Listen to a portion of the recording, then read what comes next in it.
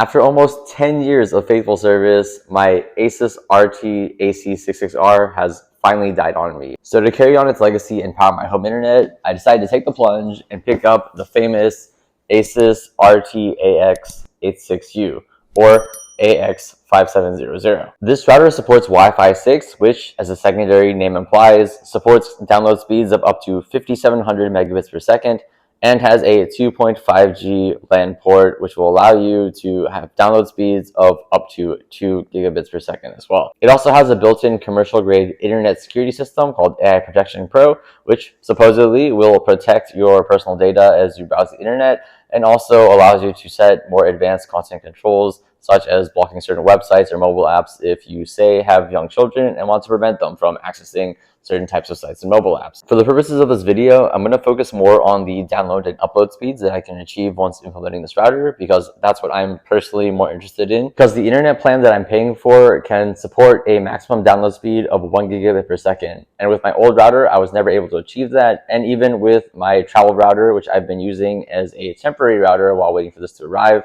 I have not been able to achieve that either. Here's my trusty little travel router. Here's the internet speed that it's been able to give me when connected over LAN and also over Wi-Fi with my iPhone.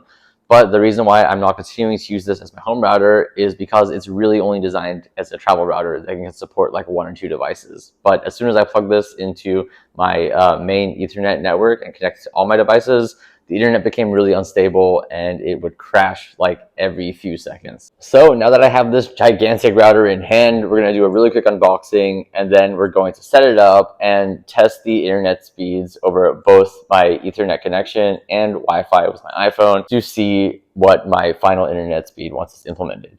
All right, here we go. There we go. Oh.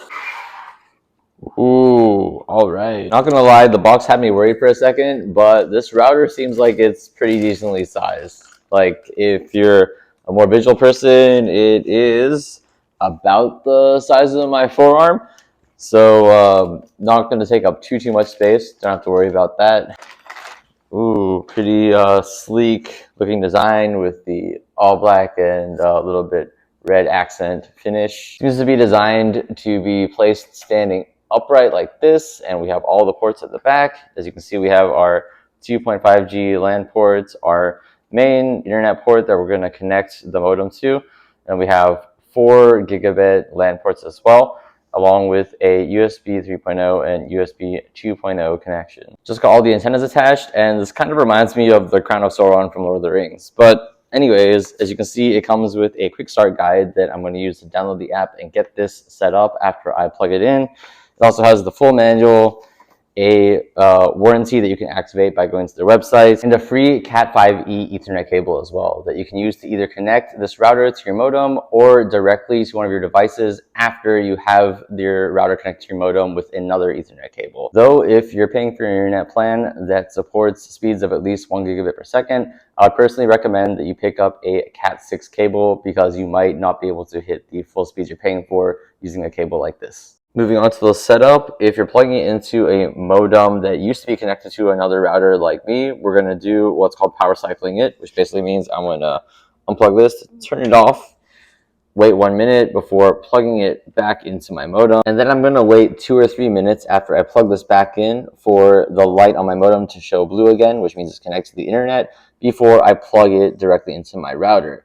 Without getting into too many technical details, if I just plug the router directly into the modem without doing this, it's not going to work. Now that the internet's back in my modem, I'm going to go ahead and plug this in, plug the modem to the router at the internet port, and then plug the rest of my Ethernet cables in as well and test the speed out. I'm back after eating dinner, but the rest of the setup was really easy using the ASUS Router app, where all I did was download the app, scan the QR code that was on the back of the router, and follow the steps, just hitting the next button a bunch of times and waiting a few minutes for it to update itself. And after finishing the full setup, I'm very happy to say that my internet speeds did increase very significantly to where this is the closest I've ever been able to achieve to 1 gigabit download speed on either my LAN and my Wi-Fi. And I was extra surprised about the Wi-Fi because I've literally never seen my download speed this fast before. So even though this router is at a more premium price point, I would say it's 100% worth it because in my case, like a lot of people,